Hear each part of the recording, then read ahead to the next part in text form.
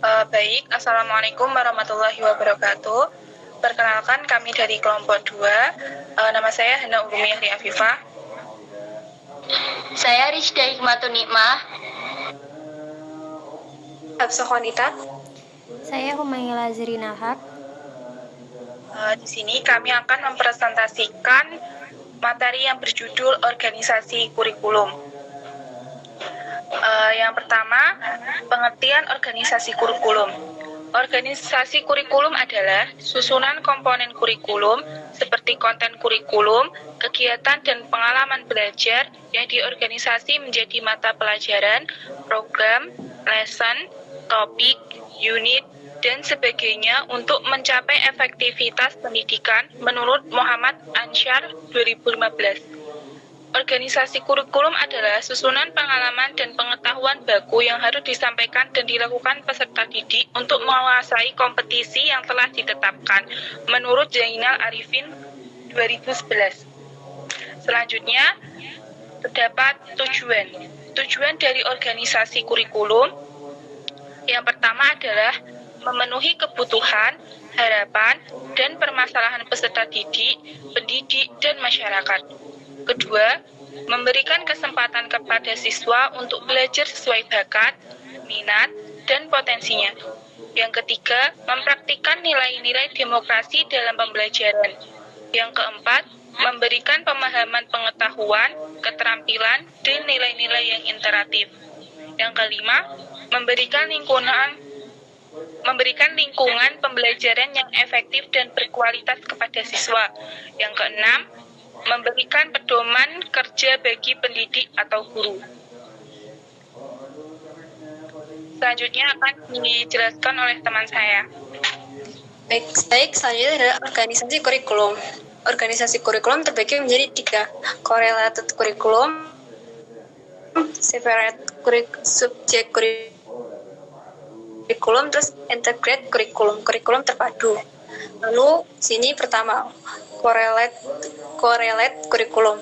Pada correlate kurikulum ini, mata pelajaran tidak disajikan secara terpisah-pisah, akan tetapi mata pelajaran yang memiliki kedekatan atau sejenis dikelompokkan sehingga menjadi suatu bidang studi. Profile Rasman 2009. Lalu ada separate subject kurikulum terpisah-pisah. Ini di mana bahan ajar disajikan secara terpisah-pisah seolah-olah ada batasan antara bidang studi yang sama di kelas yang berbeda. Taufik Rizky Sista 2017. Peserta didik lebih banyak melakukan kegiatan belajar, menghafal pelajaran, atau membuat kerangkuman daripada melakukan diskusi atau pemecahan masalah. Karena utama kurikulum adalah agar peserta didik menguasai pengetahuan. Zainal Arifin 2011. Lalu yang ketiga ada integrated kurikulum terpadu. Kurikulum terpadu adalah kurikulum yang menyajikan bahan pembelajaran secara unit dan keseluruhan tanpa mengadakan batas-batas suatu pelajaran dengan yang lainnya. Sugiman 2013. Belajar berdasarkan unit bukan hanya menghafal sejumlah fakta, tetapi juga mencari dan menganalisis fakta sebagai bahan untuk memecahkan masalah. Baik, Mbak Rizda. Kemudian yang ketiga adalah model organisasi kurikulum.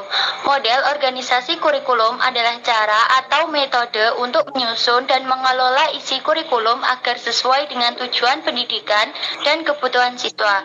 Beberapa model organisasi kurikulum yang umum digunakan ada 4, yaitu yang pertama model kurikulum akademis, yang kedua model kurikulum humanistik, yang ketiga ada model kurikulum berkonstruksi sosial, dan yang keempat ada model kurikulum teknologis.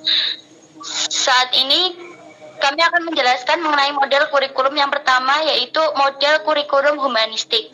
Model kurikulum humanistik berfokus pada pengembangan potensi individu siswa secara keseluruhan, mencakup aspek intelektual, emosional, dan sosial. Fokusnya adalah membuat siswa merasa nyaman belajar dan mengembangkan diri sesuai bakat dan minat mereka. Kelebihan pada model kurikulum ini adalah yang pertama mendorong kreativitas, motivasi, dan kebebasan siswa. Adapun kekurangannya adalah memerlukan peran guru yang sangat interaktif untuk melaksanakannya.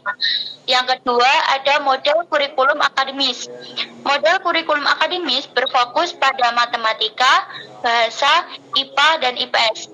Kelebihan pada model ini adalah mudah diatur dan cocok untuk sekolah berorientasi akademis. Kekurangannya tidak mempertimbangkan minat dan kebutuhan unit siswa.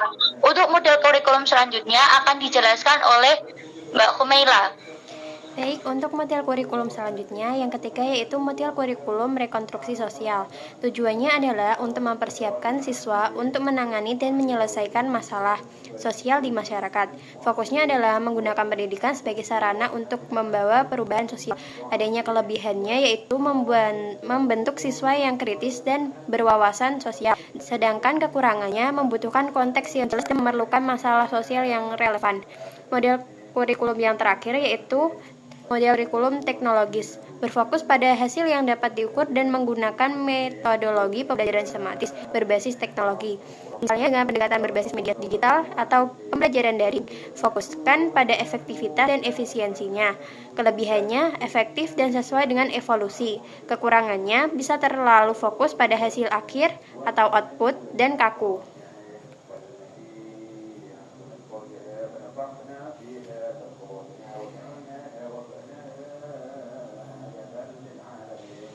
Baik, sekian presentasi dari kelompok kami. Mohon maaf jika ada kesalahan.